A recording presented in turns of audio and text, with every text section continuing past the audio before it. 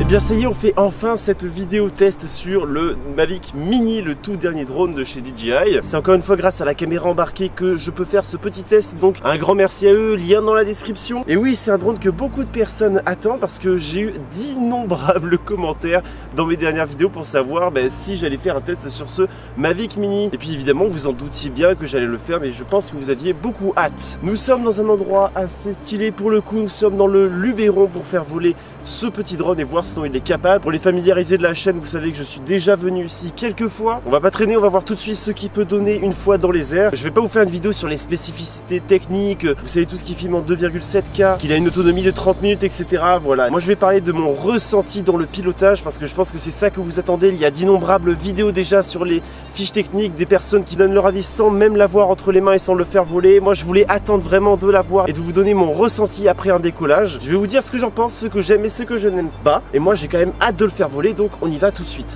Bon je m'apprête à le faire décoller et puis d'ailleurs on parle un petit peu des hélices.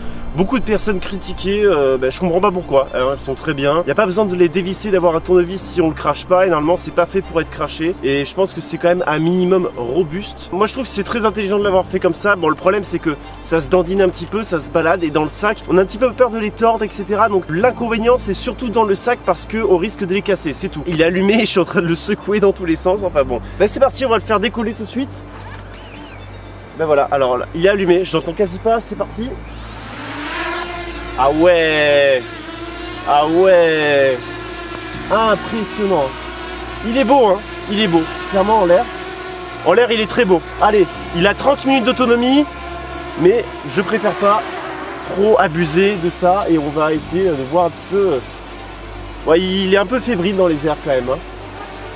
Là je fais rien, mais ouais, il est un peu fébrile et il n'est pas droit. Allez, c'est parti, on va faire des petits plans.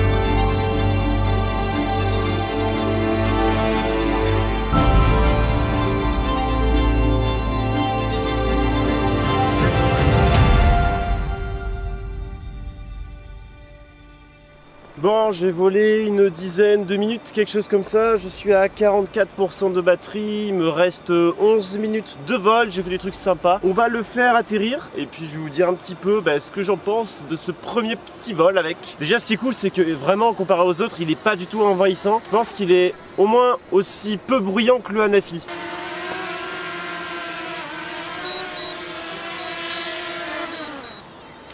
Bon voilà, je l'ai fait atterrir comme ça. J'ai pas su désactiver les détections d'obstacles. Enfin, il y a un seul capteur sur ce drone, c'est en dessous. C'est celui qui pour moi est quasiment le moins utile parce que je le fais tout le temps atterrir à la main.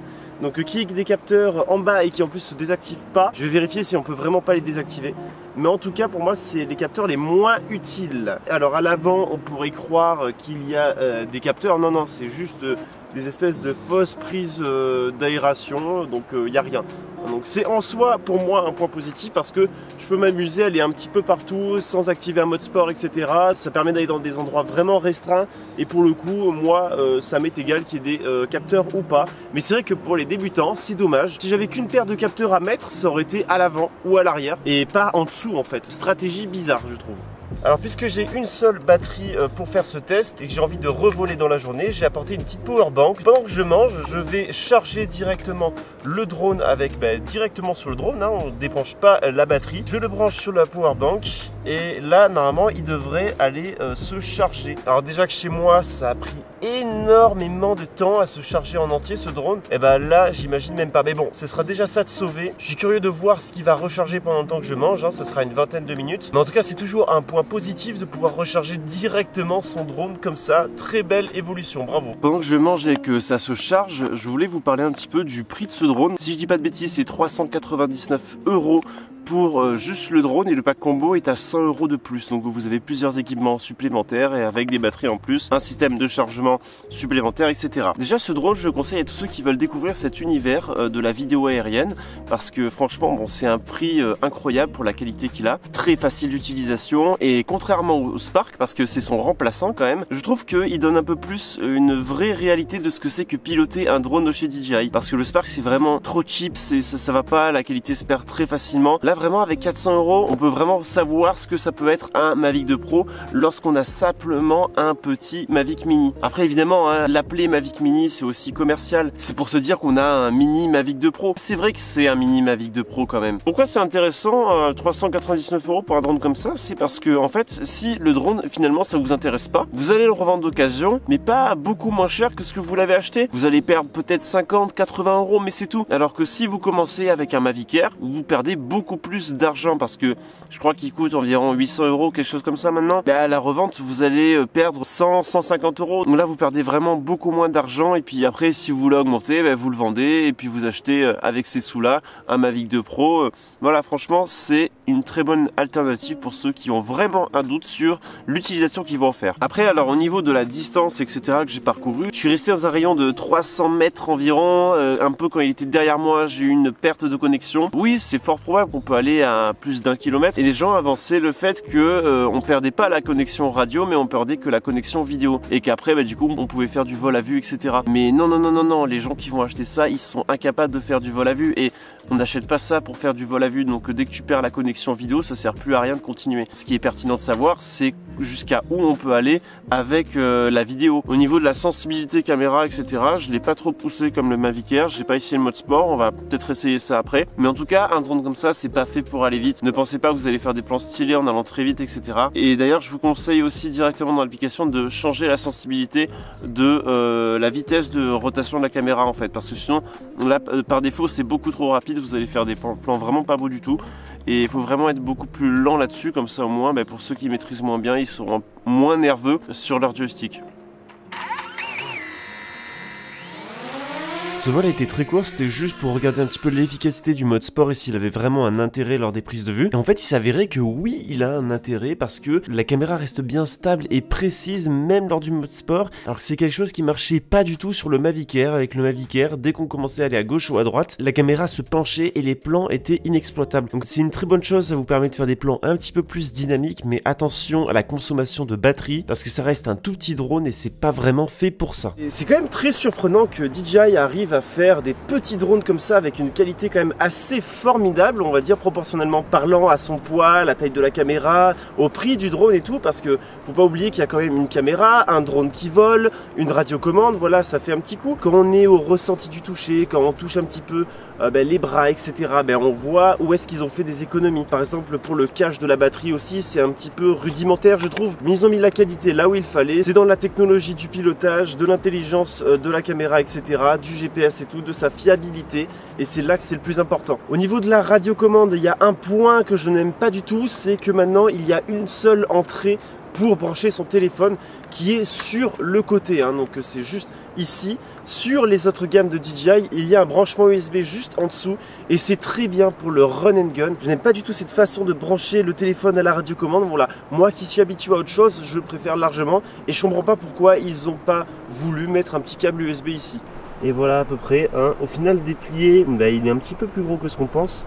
Après au niveau du Mavic 2 Pro, c'est sûr que là, il y a une sale différence de taille. Bon après c'est surtout une fois replié qu'il a tout son intérêt, Ça donne ça, ouais c'est sûr que ça prend vraiment aucune place. Vous pouvez mettre ça dans la poche, même si en soi ne mettez pas un drone dans votre poche, c'est une très mauvaise idée.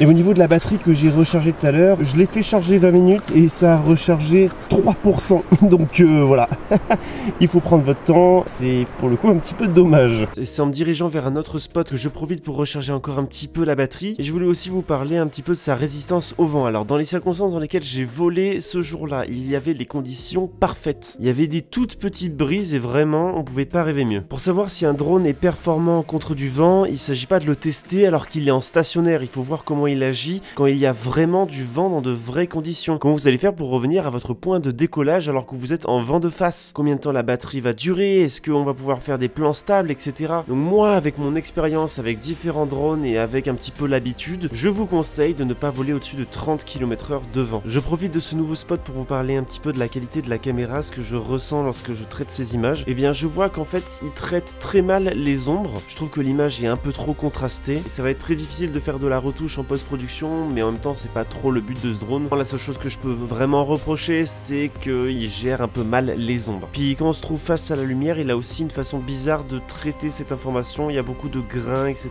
Mais honnêtement, pour le capteur, pour la qualité, etc., pour sa taille, franchement, c'est très bien. Et un dernier point important et positif pour ce drone que je voulais aborder, c'est sa taille qui est géniale. Je peux passer à des endroits très restreints et vous pouvez le voir sur le tout dernier spot que j'ai fait. Je passe entre des branches sans problème, sans risque. Et ça, c'est quelque chose que je ne peux vraiment pas faire avec le Mavic 2 Pro. Nous, on va se laisser sur ces dernières images. Mais avant ça, je suis curieux de savoir ce que vous pensez de ce drone parce que je sais que vous avez été beaucoup à attendre ce test et je voulais savoir s'il a vraiment répondu à vos questions. Si vous attendiez mon avis avant de l'acheter, dites-moi s'il vous a servi à l'acheter ou pas l'acheter, hein, peu importe. Et pour les autres qui étaient dubitatifs sur ce drone, je suis aussi curieux de savoir ce que vous en avez pensé. Et pour tous ceux qui ont un Spark, je vous le dis, revendez votre Spark et prenez un Mavic Mini, ça n'a rien à voir. Quelques-uns qui avaient un Phantom 3 me demandaient aussi si ça valait la peine. Franchement, mis à part la portée et un petit peu la qualité qui va être inférieure au niveau du capteur, c'est très bien. Et pour tous ceux qui ont un Mavic Air ou au-dessus, ne changez pas, vous avez quelque chose de beaucoup mieux. Donc j'espère que cette vidéo vous a plu. N'oubliez pas surtout le j'aime, le commentaire et puis partagez cette vidéo